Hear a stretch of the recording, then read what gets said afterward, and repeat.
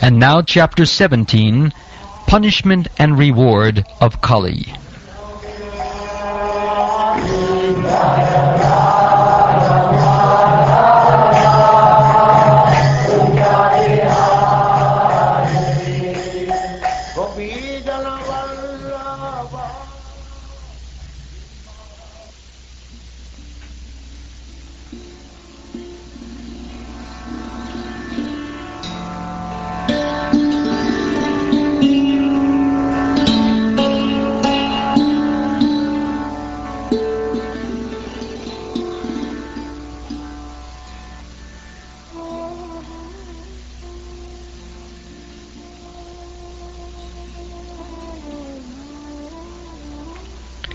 Sutta Goswami said, after reaching that place, Maharaj Pariksit observed that a lower caste Shudra, dressed like a king, was beating a cow and a bull with a club as if they had no owner. The bull was as white as a white lotus flower. He was terrified of the Shudra who was beating him, and he was so afraid that he was standing on one leg, trembling and urinating. Although the cow is beneficial because one can draw religious principles from her, she was now rendered poor and calfless. Her legs were being beaten by a Shudra. There were tears in her eyes, and she was distressed and weak. She was hankering after some grass in the field. Maharaj Pariksit, well equipped with arrows and bow, and seated on a gold-embossed chariot, spoke to him, the Shudra, with a deep voice resounding like thunder. He said, "Oh, who are you? You appear to be strong, yet you dare kill within my protection those who are helpless? By your dress, you pose yourself to be a godly man, a king. But by your deeds you are opposing the principles of the twice-born Kshatriyas. You rogue! Do you dare beat an innocent cow because Lord Krishna and Arjuna, the carrier of the Gandiva bow, are out of sight? Since you are beating the innocent in a secluded place, you are considered a culprit and therefore deserve to be killed." Then he, Maharaj Pariksit, asked the bull, "Oh, who are you? Are you a bull as white as a white lotus? Or are you a demigod? You have lost 3 of your legs and are moving on only 1. Are you some demigod causing us grief in the form of a bull?"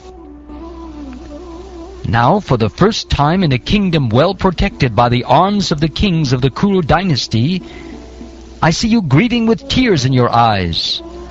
Up till now, no one on earth has ever shed tears because of royal negligence. O son of Sarabi, you need lament no longer now. There is no need to fear this low-class Shudra. And O mother cow, as long as I am living as the ruler and subduer of all envious men, there is no cause for you to cry. Everything will be good for you. O chaste one, the king's good name, duration of life, and good rebirth vanish when all kinds of living beings are terrified by miscreants in his kingdom. It is certainly the prime duty of the king to subdue first the sufferings of those who suffer. Therefore I must kill this most wretched man, because he is violent against other living beings.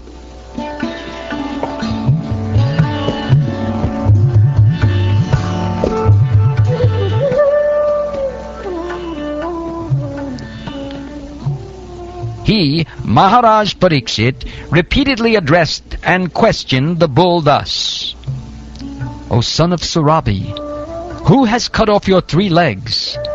In the state of the kings who are obedient to the laws of the Supreme Personality of Godhead, Krishna, there is no one as unhappy as you. O bull, you are offenseless and thoroughly honest. Therefore I wish all good to you. Please tell me of the perpetrator of these mutilations, which blackmail the reputation of the sons of Pritha. Whoever causes offenseless living beings to suffer must fear me anywhere and everywhere in the world. By curbing dishonest miscreants, one automatically benefits the offenseless. An upstart living being who commits offenses by torturing those who are offenseless shall be directly uprooted by me, even though he be a denizen of heaven, with armor and decorations. The supreme duty of the ruling king is to give all protection to law-abiding persons, and to chastise those who stray from the ordinances of the Scriptures in ordinary times, when there is no emergency. The personality of religion said, "These words just spoken by you befit a person of the Pandava dynasty. Captivated by the devotional qualities of the Pandavas, even Lord Krishna, the personality of Godhead, performed duties as a messenger. O greatest among human beings, it is very difficult to ascertain the particular miscreant who has caused our sufferings, because we are bewildered by all the different opinions of theoretical philosophers. Some of the philosophers who deny all sorts of duality declare that one's own self is responsible for his personal happiness and distress. Others say that superhuman powers are responsible, while yet others say that activity is responsible, and the gross materialists maintain that nature is the ultimate cause. There are also some thinkers who believe that no one can ascertain the cause of distress by argumentation, nor know it by imagination, nor express it by words. O sage amongst kings, judge for yourself by thinking over all this with your own intelligence."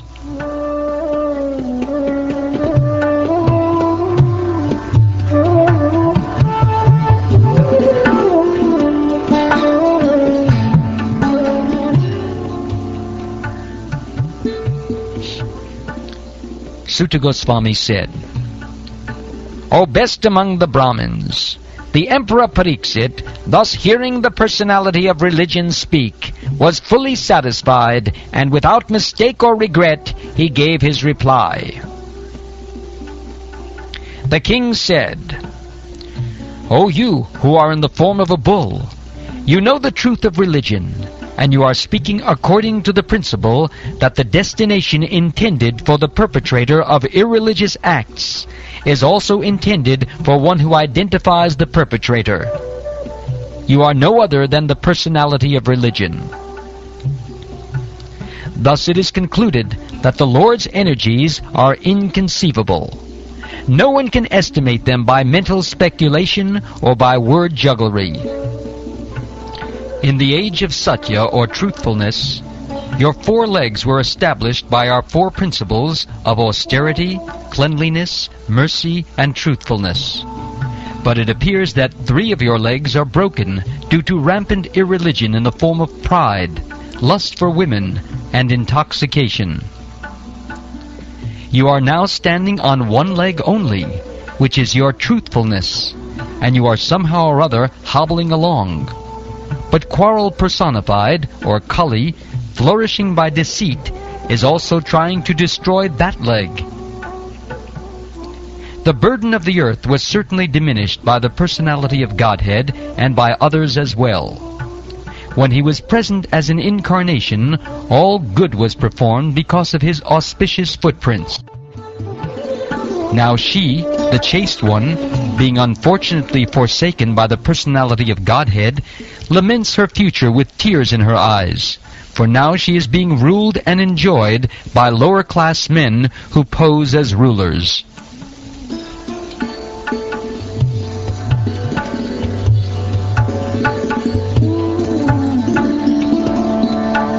Sutta Goswami said, Maharaj Pariksit, who could fight 1,000 enemies single-handedly, thus pacified the personality of religion and the earth.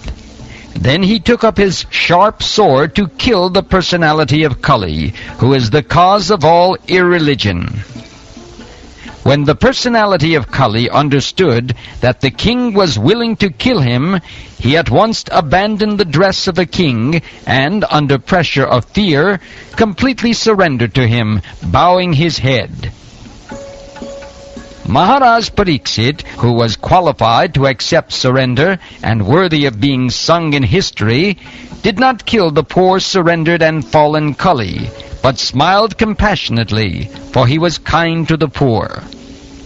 The king thus said, "We have inherited the fame of Arjuna. Therefore, since you have surrendered yourself with folded hands, you need not fear for your life. But you cannot remain in my kingdom, for you are the friend of irreligion." If the personality of Kali, irreligion, is allowed to act as a man-god or an executive head, certainly irreligious principles like greed, falsehood, robbery, incivility, treachery, misfortune, cheating, quarrel, and vanity will abound. Therefore, O friend of irreligion, you do not deserve to remain in a place where experts perform sacrifices according to truth and religious principles for the satisfaction of the Supreme Personality of Godhead. In all sacrificial ceremonies, although sometimes a demigod is worshipped, the Supreme Lord Personality of Godhead is worshipped because he is the supersoul of everyone, and exists both inside and outside like the air. Thus it is he only who awards all welfare to the worshipper.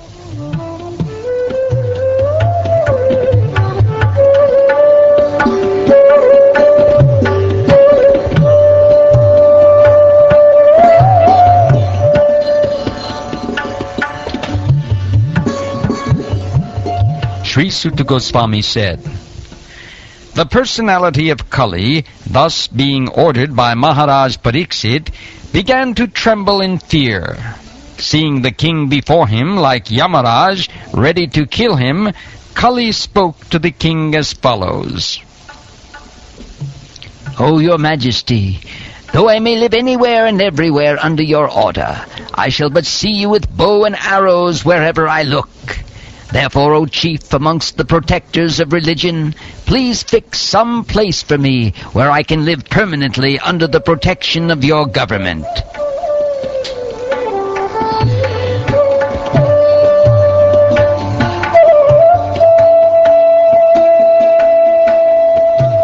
Sutta Goswami said, Maharaj Pariksit, thus being petitioned by the personality of Kali, gave him permission to reside in places where gambling, drinking, prostitution, and animal slaughter were performed.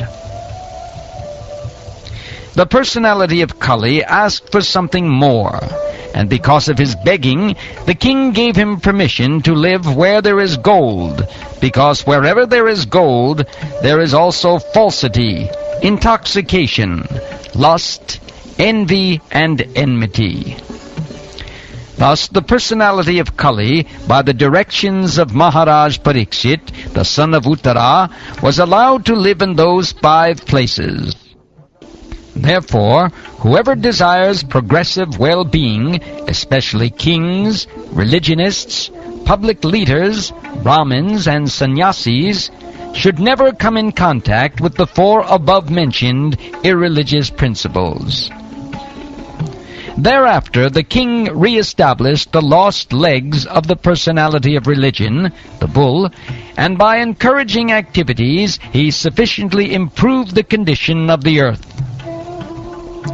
The most fortunate Emperor Maharaj Pariksit, who was entrusted with the kingdom of Hastinapur by Maharaj Yudhishthir when he desired to retire to the forest, is now ruling the world with great success due to his being glorified by the deeds of the kings of the Kuru dynasty.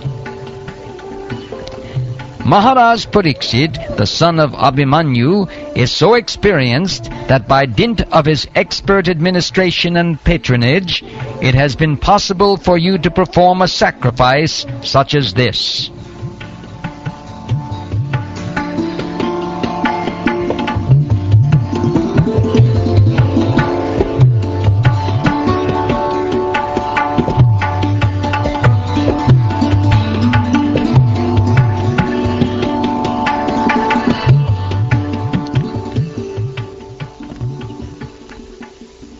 Thus ends the 17th chapter of the first canto of the Srimad Bhagavatam, entitled Punishment and Reward of Kali.